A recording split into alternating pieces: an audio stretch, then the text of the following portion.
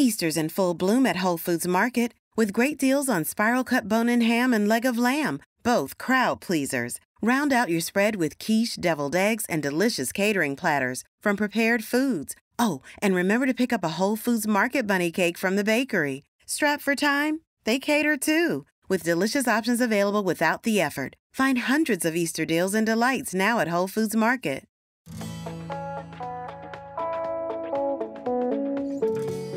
Today, 1 in 6 Americans are 65 and older, according to the latest U.S. Census Bureau. This equates to about 55 million people who are in this older stage of life. Oftentimes, the advice towards this population is to take it easy, be careful, and to embrace this slower chapter of life.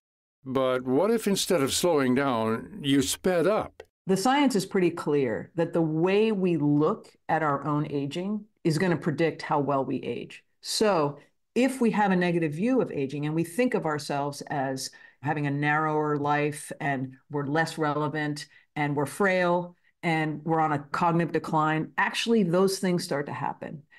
The opposite is true too. If you have a positive view on your life, then you will have a healthier, more vibrant life. And the statistics show that you live 7 years longer. Of course, the question then is, oh, okay, well, thank you for giving me that science, but how do we get that positive outlook in a culture that doesn't respect aging? That's Caroline Paul, the author of Tough Broad, From Boogie Boarding to Wing Walking, How Outdoor Adventure Improves Our Lives as We Age.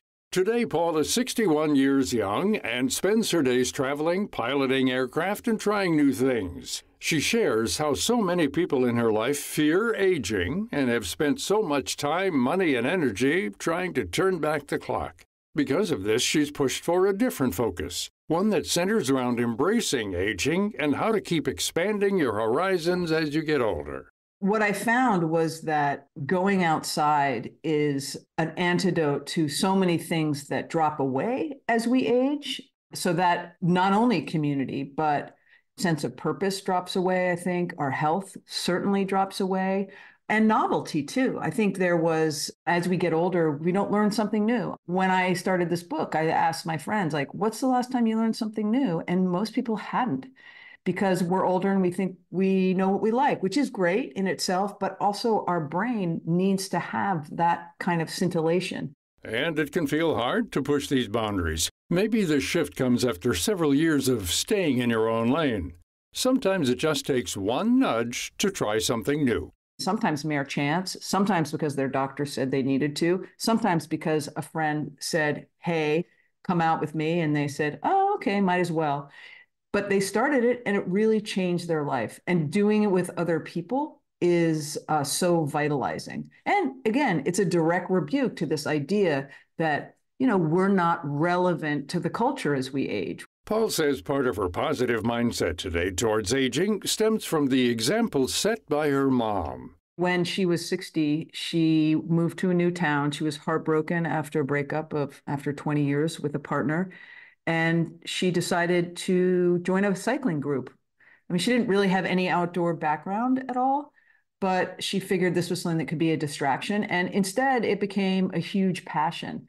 And what I saw was suddenly that she was leading this very social life, full of adventure. She was outside all the time.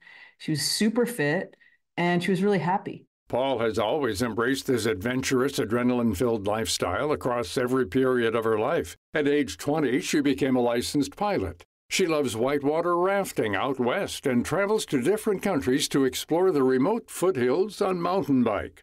For research for her book, she spoke to several seniors who tried something new themselves. I talked to Miss Kitty Weston-Nauer, her race name is Miss Kitty, and she's a BMX bike racer. She's in fact the oldest female bike racer racing today. She's 74, and it's an individual sport. And I really went to talk to her because I thought, this is what would competition do to our, neural system and how it would enliven us. And in fact, what I found is that even though she was engaging in an individual race, it was really all about community. This feeling of community was also forged through boogie boarding. Paul traveled to the coast of San Diego to try it out with a group of women in their 60s, 70s, 80s, and 90s. It's a really simple sport. It's basically a little cafeteria tray-like flotation device. And you stand at in this case, sort of in the whitewater area after a wave broke, in the Pacific Ocean though, and you wait till the wave catches you, and then you lie on your back and you're propelled to shore. And you often wear fins. What I found was, as a surfer myself, that I did approach boogie boarding with a little bit of like, it's not really an adventure per se, but I'm interested in seeing how older people who don't have a background in the outdoors could really take to this. I think I went in it with a little bit of hubris. And what I found was the very simplicity of the sport is why it's so beautiful, because you're not tangled up in all this skill learning. You just get to the essence of it, which is, frankly, play, which we do not do enough of as adults. Another woman Paul spoke to for her research was 52-year-old base jumper Shawn Broekman. She's been jumping off cliffs for years and is a great example of overcoming some of the fear that comes with these high adrenaline activities. Base jumping means you're going to walk to the edge of a cliff, and then on the count of 3, you basically check yourself off, and then well, she said fly, I say fall, for about 10 seconds, and then you throw a parachute, and then you float to the ground. It's considered one of the most dangerous sports in the world. Even though overcoming fear is a big part of this sport, Broekman didn't shy away from her emotions in the lead-up to the jump. Her husband called her the reluctant base jumper because she was nervous for weeks before a jump. And yet she did it. And I was asking her, well, why did you do it? And basically it's because she and a lot of the women I knew understood that fear is good. It tells you that you should maybe pay more attention, but it is not necessarily a reason not to do something. In fact, it often offers you a portal into something that turns into exhilaration, and you're pushing your comfort zones, you're learning something new, all these things, again, that drop away as we age. So yeah, fear is an integral part. It's just not a reason not to do something. Paul also emphasizes that you don't have to take up whitewater rafting or mountaineering to put yourself out there. Getting outside and trying something new can also mean a low-impact, non-extreme pastime like birdwatching. Birdwatching had all the emotional elements of an adventure. We were on a quest. There was anticipation. There was exhilaration when we saw the bird. There was boredom. There was physical exertion. So during the course of this book, I changed my definition of adventure. And I want people to be clear on that. You do not have to base jump in order to have a fulfilling aging experience. And you can start this at any age. It doesn't matter if you're 20 or 70. Paul recommends doing a quick online search for activities and groups getting together near you. Alona Aguayo, who took up sea kayaking, she also would go on meetups. So there's these groups that meet, and you don't necessarily know anybody. You meet on a Saturday at 9 o'clock and you go for a walk. When I talked to a triathlete, she used an app to learn to run. So all she did was run on her own for a long time. But as she decided she wanted to get better at running, she thought, well, I'll join a group. And in fact, it was incredibly vitalizing. So she would get up at 5 in the morning to run with, let's say, Black Girls Run in the morning.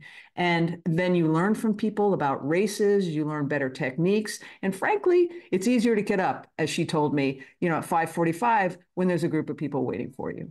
It's never too late to try something new. To find out more about this topic and our guest, Caroline Paul, head to viewpointsradio.org. Also, check out her book, Tough Broad, now available online and in select bookstores. For more behind the scenes and to support our show, follow Viewpoints Radio on Instagram, X, and Facebook. This segment was written by our executive producer, Amira Zaveri. Our studio manager is Jason Dickey. I'm Gary Price.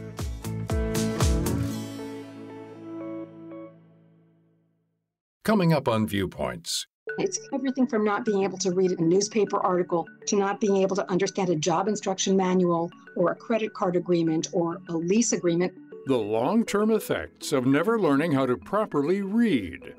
Then, what they're basically telling us as a speaker and a listener is, hold on, I need a lot of neural activation for this. The deeper meaning behind our uhs and ums. I'm Marty Peterson. And I'm Gary Price. These stories in depth on your public affairs magazine, Viewpoints.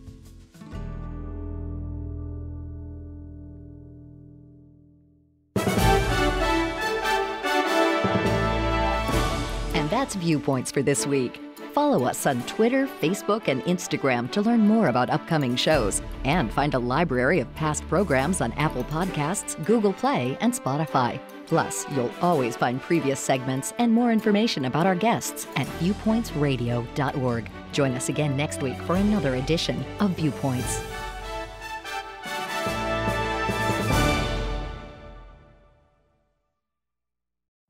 Every day, we rise, challenging ourselves to work for what we believe in. At U.S. Border Patrol, protecting our borders is more than a job. It's a calling. Agents answer the call, working together to keep our country and communities safe. If you're ready for a new mission, join U.S. Border Patrol and go beyond. Learn more at cbp.gov/careers.